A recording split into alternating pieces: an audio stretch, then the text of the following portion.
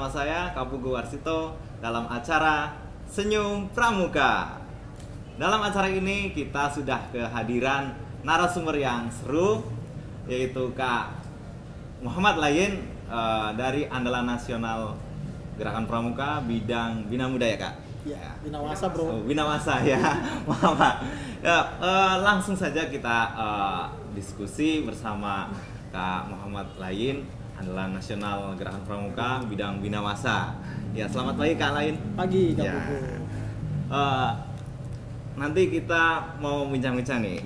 Sudah saya siapkan beberapa pertanyaan buat Kak Layin dan teman-teman Gerakan Pramuka yang di Instagram juga kemarin sudah request tentang pertanyaan-pertanyaan yang mau ditanyakan nanti. Gitu Kak. Yang pertama Kak, sudah berapa tahun Kakak menjadi pelatih? Kursus pelatih pembina pramuka saya ikuti tahun 2010, itu yang tingkat dasar di Manado. Jadi kalau misalnya hitungnya dari saya mengikuti KPD, Iya. berarti sudah hampir 8 tahun. 8 tahun. Tapi kalau misalnya ketika kualifikasi pelatihnya lengkap, saya mengikuti KPL baru tahun 2013. 2013. Jadi 5 tahun ya, hampir 5 tahun saya menjadi pelatih Sudah. kualifikasi KPL. Sudah lumayan lama ya Kak ya? Iya. 5 tahun sejak terhitung dari KPL. Kalau KPL Oh iya. Terus yang kedua Kak, mengapa Kakak memutuskan untuk menjadi pelatih? Nah ini unik juga nih, karena sebenarnya saya tidak pernah terbayang juga saat itu tidak ada keinginan, belum ada keinginan menjadi pelatih pembina pramuka. Karena di tempat saya, di kuarcap saya, profil pelatih pembina pramuka itu profil yang sangat ideal. Maksudnya dari attitude, bagaimana dia bersikap, bagaimana dia berkata-kata, itu standarnya buat saya terlalu tinggi. Setidaknya itu yang saya lihat. Sehingga buat saya menjadi pelatih itu masih butuh waktu lebih lama. Tapi karena sekitar tahun 2009 setelah saya kembali dari ada namanya kegiatan International Camp Staff Program di Boy Scout of America, saya sering dimintakan bantuan untuk membantu pelatihan di Pusdiklatnas sebagai instruktur aja. Waktu itu Kak Pusdiklatnasnya Kak Dr. Joko Mursito. Nah, karena sering interaksi dengan beliau memotivasi saya supaya mau meningkatkan kualifikasi menjadi pelatih pembina pramuka. Kemudian saya izin ke Kuarcap dan mendapat rekomendasi. Akhirnya 2010 itu saya memutuskan untuk siap menjadi pelatih pembina pramuka. Ikut KPD-nya waktu itu di Manado.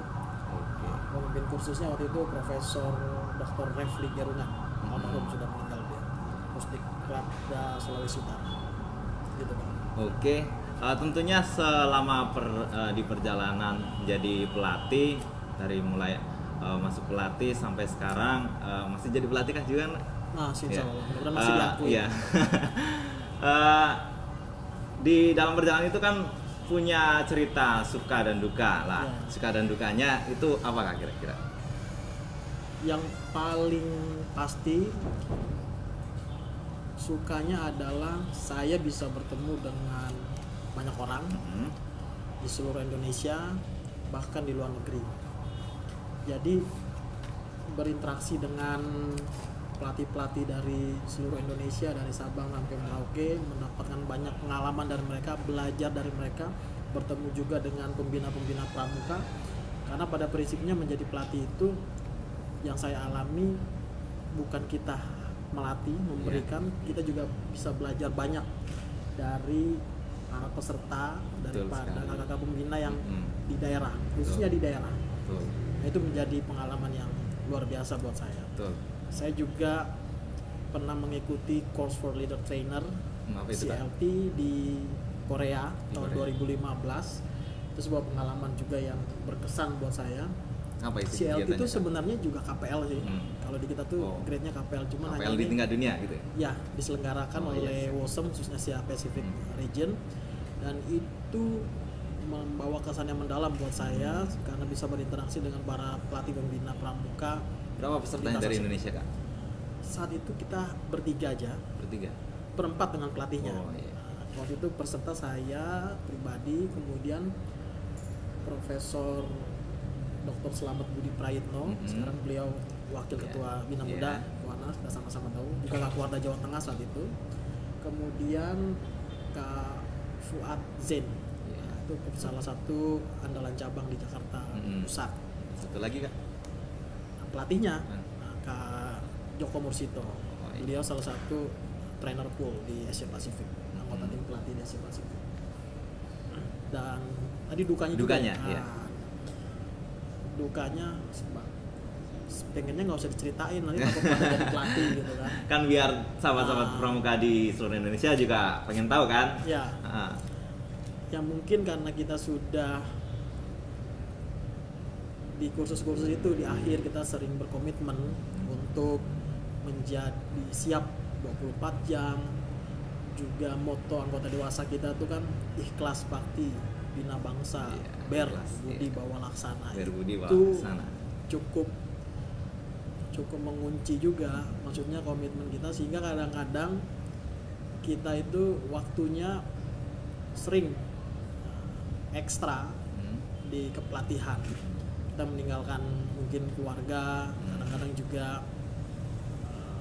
pekerjaan jadi agak kegeser. Cuman mungkin itu salah satu, mungkin bukan duka, cuman itu menjadi tantangan buat kita yang akhirnya menjadi bagian dari tanggung jawab kita ketika kita menjadi intinya kurangnya pelatih. waktu buat keluarga gitu ya, Kak? Mungkin kurang lebih gitu. Ini juga banyak pertanyaan juga dari teman-teman pramuka di seluruh Indonesia yang kemarin di poster Gerakan Pramuka dan Instagram Gerakan Pramuka itu banyak yang tanya-tanya. Apa aja sih pertanyaannya? Yang pertama dari Kak Rian Scott 19 ini mau tanya, Kak, bagaimana cara mudah menjadi pelatih? Cara mudah menjadi pelatih. Oke. Sebenarnya sih ketika kita menjadi anggota dewasa, memutuskan menjadi tenaga pendidik dalam Gerakan Pramuka, menjadi pembina pramuka, kursus tertinggi kita cukup sampai KML sebenarnya. Kursus pembina pramuka mahir tingkat lanjutan. Itu sebenarnya sudah selesai. Cukup untuk menjadi kita pembina pramuka. Nah, menjadi pelatih itu biasanya di-endorse. Maksudnya kuartir cabang melakukan review, melihat potensi-potensi pembina-pembina pramuka yang berprestasi untuk ditawarkan, untuk dimotivasi apakah mau untuk meningkatkan kualifikasinya menjadi pelatih, bertugas menjadi pelatih supaya dia bisa menularkan ilmu membinanya, pengalamannya membina kepada pembina-pembina yang lain. Sebenarnya prinsipnya itu. Nah, setelah jadi KML, dia jika memang direkomendasikan oleh kuartir cabangnya bisa mengikuti kursus kepelatihan KPD. Ya, sebenarnya itu proses yang alami aja, tidak terlalu sulit kalau kita bisa ngikutin. Jika dia adalah seorang pembina pramuka yang baik, yang memang berhasil, nanti menjadi pelatih tentunya bukan hal yang sulit. Pokoknya intinya ikuti kursus-kursusnya terlebih dahulu. Di antaranya tadi yang pertama apa, Kak? KMD dulu ya? KMD, KPL, KML ya? Pembina. Terus setelah itu KPD ya, Kak? KPD, terus KPL. Sudah selesai. Baru itu sudah menjadi pelatih. Begitu Kak Rian Scott 19 ya. Kemudian dari mungkin, saya perlu menambahkan, sekarang ini kita juga berharap menjadi pelatih itu tidak hanya setelah kursus. Maksudnya setelah kursus selesai, kita tidak serta-merta menjadi pelatih. Kita hanya menjadi lulusan KPL. Untuk menjadi seorang pelatih, dia harus mengikuti sebuah masa pengembangan. Itu fasenya 6 bulan. Semacam on the job training. Jadi training dulu ya, Kak? Ya, jadi pelatihan lapangan turun langsung melatih, dan selama masa 6 bulan itu dia berhak mendapatkan pendampingan. Layak apa atau enggak gitu ya kan? Enggak. Nah setelah selesai baru dia akan dapat lisensi, kita nyebutnya SHL, surat hak latih. Baru dia didefinisikan sebagai pelatih, dia punya hak untuk melatih. Jadi nggak hanya kursus sebenarnya. Betul. Biar nggak jadi pelatih yang abal-abal gitu ya kan ya. Pelatih yang bala-bala aja. Iya. Ya, kemudian pertanyaan selanjutnya dari Kak Vivin Febriani. Mengapa menjadi pelatih harus memenuhi syarat usia tertentu, padahal kita ketahui bersama usia tidak menjamin profesionalitas gitu kan? Oke. Ya ini menarik. Sekarang jukuran kita yang tahun 2002 syarat untuk mengikuti KPD masih dibatasi usia 28 tahun dan syarat untuk mengikuti KPL itu setidak-tidaknya 30 tahun. Betul, sebenarnya usia tidak menjamin profesionalitas atau kedewasaan, tapi ini adalah kajian yang dilakukan oleh Koordinator Nasional. Sampai saat ini mungkin syaratnya belum berubah kalau terkait usia, karena dia menjadi pembina pramuka asumsinya dimulai saat usianya 26 tahun. 26 tahun. Walaupun ada minimalnya itu ya. Walaupun ada beberapa kasus yang usia-usia pandega sudah memutuskan untuk menjadi pembina pramuka. Nah dari 26 tahun ini kita hitung masa 2 tahun adalah masa yang cukup untuk mengukur keberhasilan dia menjadi seorang pembina. 2 tahun efektif. Nah Kuarti cabang melakukan review apakah ini sudah siap atau belum menjadi pelatih. Jadi keaktifan dia selama 2 tahun menjadi pembina pramuka. Lebih ke arah itu aja. Jadi bukan masalah profesionalitas, supaya bisa ada ukuran, ada tolak Kuarti cabang, waktu yang cukup untuk mengevaluasi si pembina apakah dia sudah layak atau belum menjadi seorang pelatih pembina pramuka. Mungkin itu. Iya.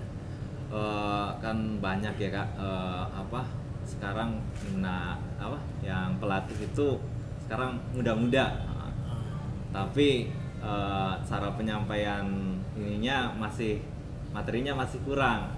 Itu mungkin karena belum masuk dalam uji coba itu apa gimana ya Kak? Masih kurang maksudnya gimana nih? Masih kurang dalam penyampaiannya gitu loh. Oke. Kemampuan melatih sebenarnya kemampuan umum. Skill-skill yang didapat oleh KPD, KPL itu adalah skill-skill yang sebagian besar adalah skill-skill umum sebenarnya. Teknik presentasi, teknik menganalisa kebutuhan kursus, teknik fasilitasi, kemudian banyak lagi. Itu sebenarnya ilmu-ilmu umum. Kursus kita yang unik itu hanya kursus KMD dan KML, batch course. Itu lebih karena menjurus kita ya. Fokus ke metode kepramukaan. Baik. Nah, kemampuan pelatihan itu memang harus dikembangkan oleh yang bersangkutan. Jadi makin banyak jam terbang, saya rasa itu akan mengasah kemampuannya lebih bagus. Jadi usia muda sebenarnya nggak jadi halangan kalau dia bisa sering melakukan mendapatkan kesempatan untuk bisa melatih, tampil dan seterusnya, memperkaya metode pelatihan. Baik.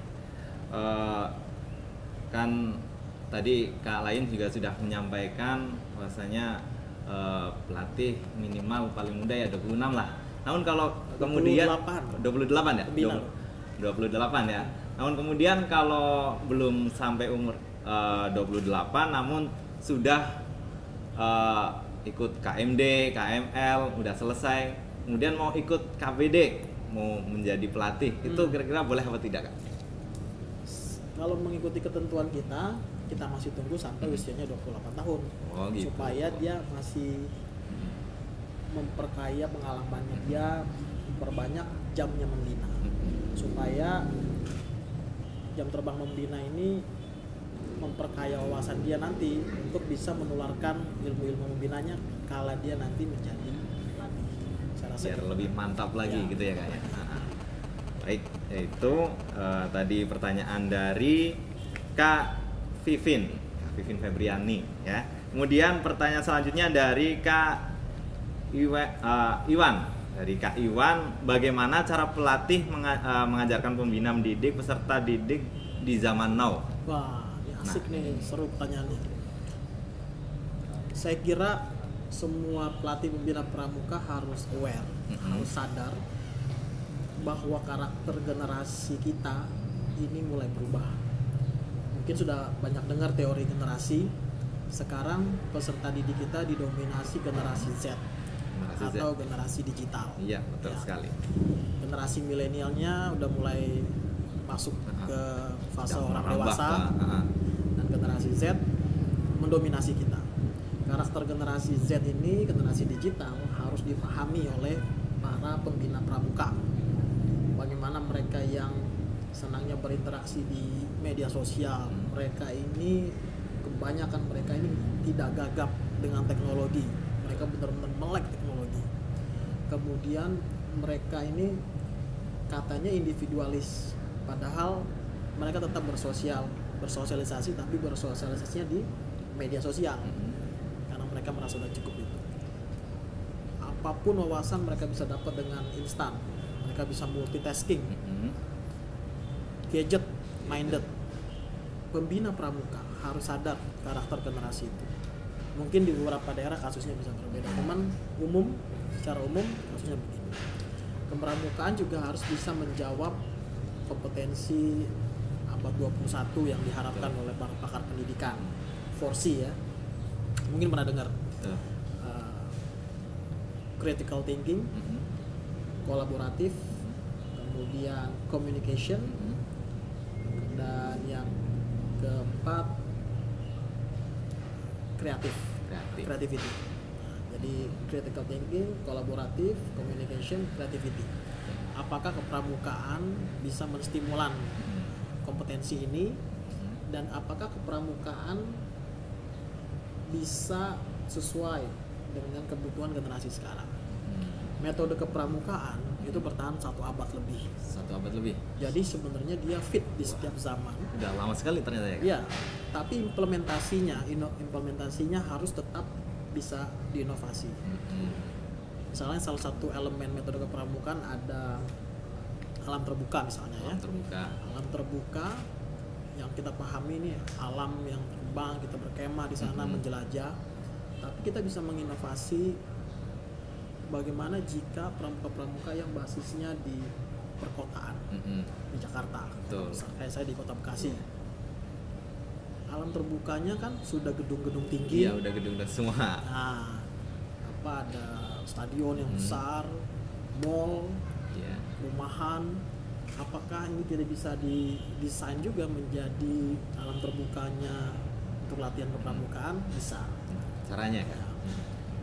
Invention ini dilakukan dengan baik oleh negara-negara misalnya seperti Singapura, Hong Kong. Saya sudah pernah melihat implementasinya di sana yang dinamakan dengan urban scouting. Kepramukaan di urban, perkotaan. Urban scouting ini bukan maksudnya bahwa pramukaannya harus menggunakan teknologi terus, bukan. Urban scouting adalah strategi mengimplementasikan metode kepramukaan di mana alam terbukanya itu urban, perkotaan. Itu harus pembina harus pandai menginovasi itu. Gugus depan saya pernah melakukan penjelajahan tapi dengan menggunakan commuter line. Maksudnya dari naik kereta terus ada jalan, terus stasiun ini ada pos dan seterusnya. Itu kan seru karena kita punyanya itu. Mungkin kalau misalnya memang punya gunung, pantai, hutan, ya tetap kita lakukan itu karena tetap itulah yang paling baik. Pembina yang sudah tahu itu, bagaimana cara membentuk pembina seperti ini, bukan pelatih yang juga aware terhadap.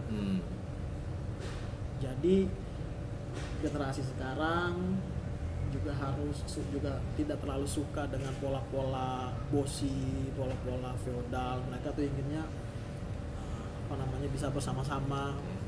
Dan perlu diingat para pelatih sekarang, pelatih sudah mulai hadir, pelatih usia milenial.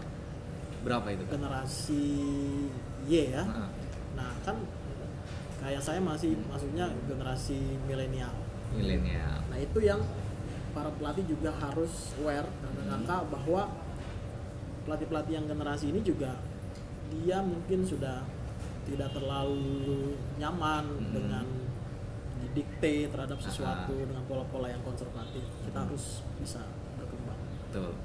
Dan saya banyak melihat pelatih-pelatih senior kita, pelatih-pelatih yang sepuh itu sudah sadar akan hal ini dan mereka berkembang. Mereka semangat untuk belajar menyesuaikan. Dan itu saya rasa mentalitas pelatih yang baik. Belajar terus. Baik, itu tadi. Kemudian Kakak Iwan tadi sudah dijelaskan sama Kak Lain bahwasanya bagaimana cara pelatih mengajarkan pembina mendidik peserta didik di zaman now itu seperti itu. Kemudian satu pertanyaan terakhir Kak, pesan buat kakak-kakak semua yang ada di seluruh Indonesia dari Kak Lain sebagai pelatih. Saya ingin berpesan khusus buat teman-teman kakak-kakak yang mungkin sudah masuk usianya, sudah siap menjadi usia pelatih. Kalau boleh, kakak-kakak harus siap menjadi pelatih pembina pramuka. Karena stigmanya itu jadi pelatih itu nanti aja, udah tua, misalnya sudah lebih lama membina. Saya berkesimpulan bahwa kita bisa belajar sambil melakukan, karena kakak-kakak yang lebih senior pasti akan membantu kita, mendampingi kita.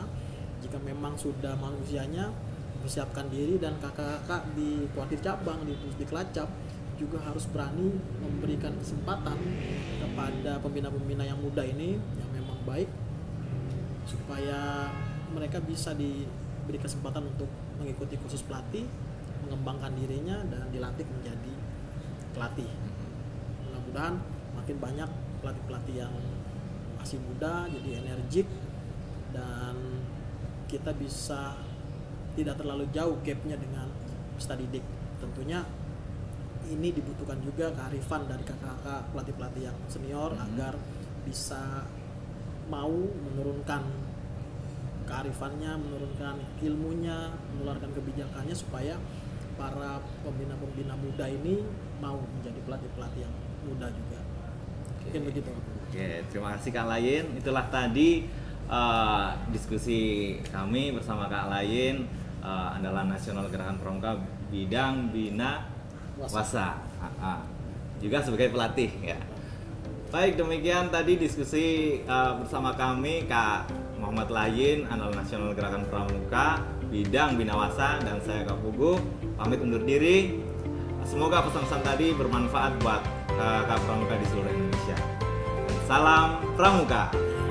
Terima kasih.